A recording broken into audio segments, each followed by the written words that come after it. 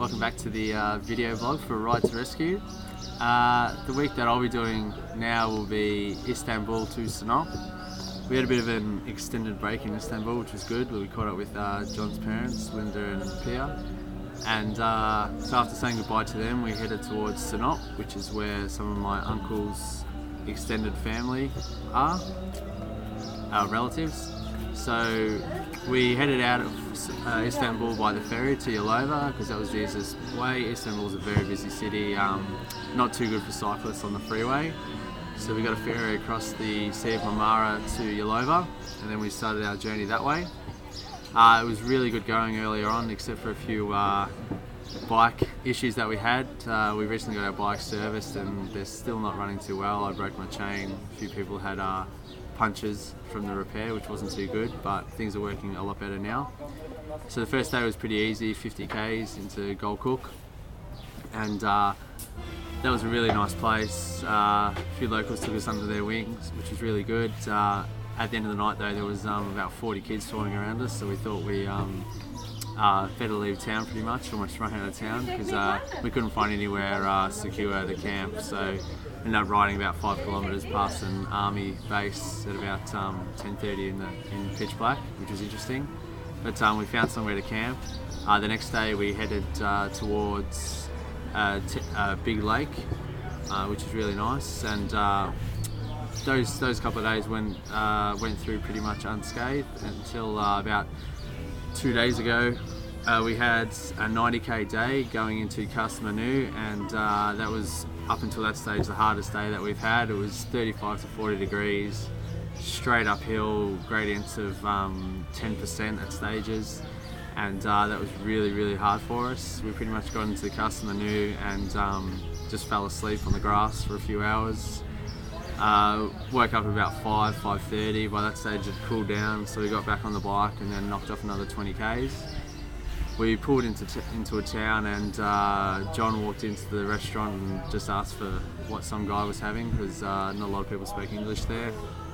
It turned out being the entrails of, we think, what was a sheep or a cow, and in a soup with some bread, and it wasn't too appetizing at all, but he definitely charged us a lot for it, which we think he was ripping us off, but we couldn't really have that argument in Turkish.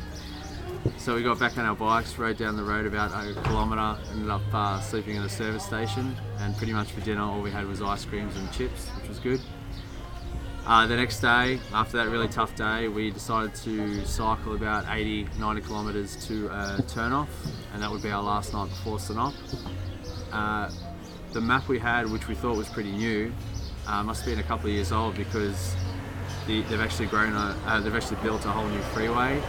And the bad thing about that was that there was no service stations, no restaurants, nothing on this new freeway, but the road was really smooth. So we turned off, and the plan was to look for somewhere to eat and rest up for the day. And we ended up having to keep cycling about 10 kilometres. We still couldn't see anything. It was in between a few mountain passes, and all of us had run out of food, water. Daniel was starting to pull away. John was a little bit ahead of me, but he wasn't pulling away too quickly, so I knew he was probably struggling. I was really struggling. I ended up having to push the bike about 1.5 kilometres up a hill because I kept losing concentration. And then when I got towards what I thought was the top of the hill, John was sitting there with his hands in his head. Looked like he was really struggling, and I thought he was waiting for me, but what had actually happened was, because he ran out of so much water, so dehydrated, he'd actually crashed his bike going up a hill at about 6 to 7 kilometres an hour, which you can laugh at, but I can definitely see how you could do it. And he ended up lying there on the road for a few minutes. Apparently a few cars went past, didn't really help him, and then he got up and stopped one of the vehicles, and they said that there was a tap about 10 metres ahead of him. So by the time I got to him, he'd had about 4 litres of water. He was feeling good. We started off again. We thought, there must be something around the corner. The road started to go down, and then we go around a bend, and it's just straight back up again. Probably we climbed about another 300 or 400 metres in altitude over a couple of kilometres. And then we still couldn't find anything. We got to this tunnel that was about 2 kilometres long. It was really cool in the tunnel. We had heaps of water. We were just really hungry. We were even thinking about, at one stage, drinking more water from the stream by the side of the road. But we ended up getting through the tunnel, and we asked the policeman on the other side, "Oh, where is their food?" And he goes, "Oh, Sinop," which was about 80 kilometres away, or Garizi, which is about 70 kilometres away. I don't know, but luckily the next 30 to 40 kilometres was straight downhill, and there was a small restaurant there which we got some bread and some meat.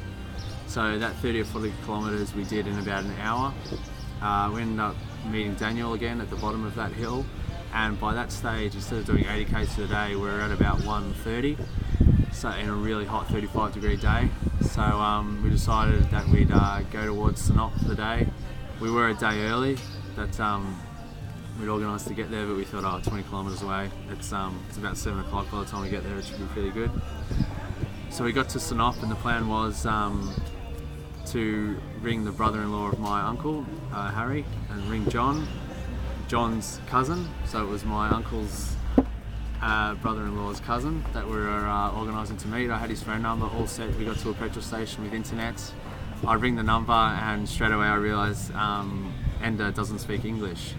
So we ended up typing into Google Translate, "Hello, my name is Aaron, we are here," but also typing in to the service station attendant, "Can you ring this person and ask him to come and pick us up, or that we're here?"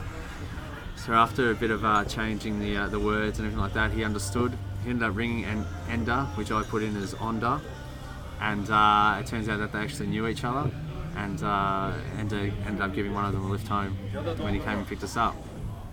Enda was great in Sinop. They ended up setting us up with accommodation, really looking after us. The last couple of days in Sinop has been really lovely. All we've really done during the day is play backgammon or tavla, drink chai tea and swim, which was really good after the last few days, which were really, really hard.